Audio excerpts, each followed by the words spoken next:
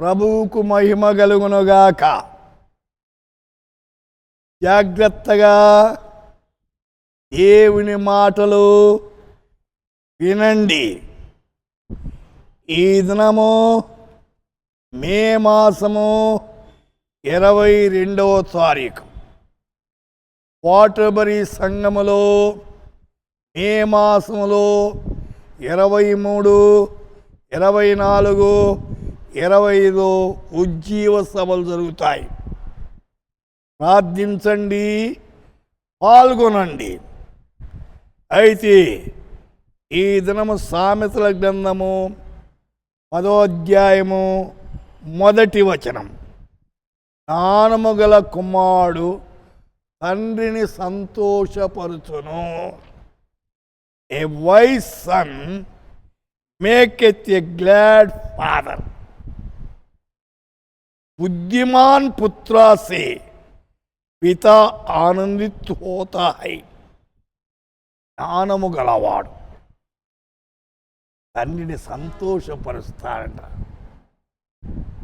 తండ్రిని ఆనందింపజేస్తాడు. ఎవరు? జ్ఞానము గలవాడు. తండ్రిని సంతోషపెట్టాలండి. భౌతిక రీతిగా మన తల్లిదండ్రులను సంతోషపెడితే అయితే అలా ఆనందిస్తారు. అదేలాగున ఆత్మీయంగా కూడా నిన్ను పుట్టించినవాడు, నిన్ను రక్షించినవాడు, నిన్ను కాపాడుతున్న దేవుడు, ఆయన సంతోషపెట్టాలి. అది అవసరమైంది.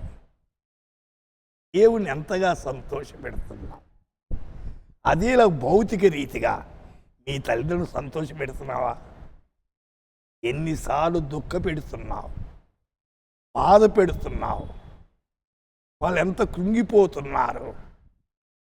వాక్యం చెప్పేది ఏమిటంటే అయితే తల్లిదండ్రులు సంతోషపెట్టాలి. నీవు దీర్ఘాయుష్మంతులన్నట్లు నీ తల్లిని తండ్రిని సన్మానించున్నాడు.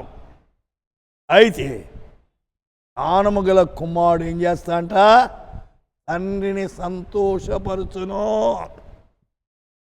సామెతలు 15:20లో జ్ఞానము గల కుమారుడు తండ్రిని సంతోషపెట్టును. కిందకో మాట ఉంది, బుద్ధిహీనుడు తన తల్లిని తిరస్కరించను. ఇక్కడ ఇద్దరు తెలియారు. వాడు జ్ఞానం గలవాడు, రెండోడు బుద్ధిహీనుడు.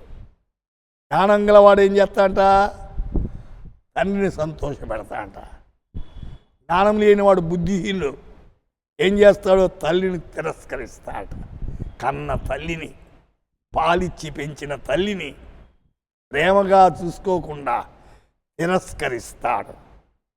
2వ కొరింథీ 12వ అధ్యాయం 15వ వచనం, నా కలిగినది యావత్తు ఈ ఆత్మల కొరకు బహు సంతోషముగా వ్యయపరుచుకొందును. నేను మిమ్మును ఎంత ఎక్కువగా ప్రేమించున్నానో అంత తక్కువగా మీరు నన్ను ప్రేమించురా. దేవుడు మనల్ని అధికంగా ప్రేమిస్తున్నాడు, మనము దేవుని తక్కువగా ప్రేమిస్తున్నాం. అయితే ఆలోచించండి, దేవుని అధికంగా ప్రేమించండి, తక్కువగా ప్రేమించద్దు.